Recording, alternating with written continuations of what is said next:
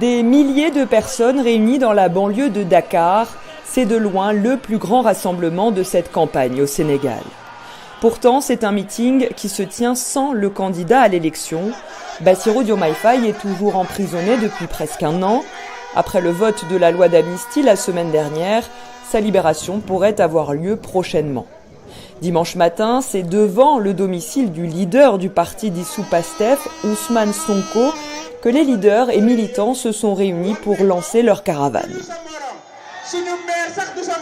Là, c'est l'apothéose. On démarre à partir de là où tout a démarré, chez le président Ousmane Sonko, qui est arbitrairement emprisonné aujourd'hui, et notre candidat. Mais le peuple est en train de démontrer que, avec ou sans notre leader et notre candidat, nous allons gagner dès le premier tour. Dans les QG de campagne, de nombreux défis logistiques sont à relever.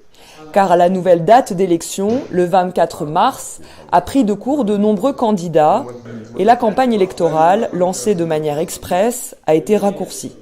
On attendait 21 jours, on donne 15 jours. Et dans la campagne initiale qu'on avait prévue, c'était prévu de faire le tour du Sénégal et de passer assez de temps avec les militants et les sympathisants et les populations. Malheureusement, en 15 jours, ça ne va pas être possible. On essaiera de faire le maximum de territoire. Autre contrainte dès cette semaine, celle du Ramadan dans ce pays à majorité musulmane. L'ancien maire de Dakar, Khalifa Sall, compte bien adapter sa campagne. La journée, on est obligé de respecter les préceptes de la religion. On va adapter notre campagne. Peut-être qu'elle sera nocturne ou en tout cas ce sera par ce biais-là.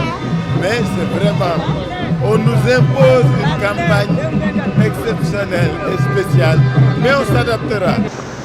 La plupart des 19 candidats de cette élection partiront battre campagne en région dans le courant de la semaine. Je rappelle que 7 millions d'électeurs sénégalais sont appelés aux urnes le 24 mars prochain, donc dans moins de 2 semaines.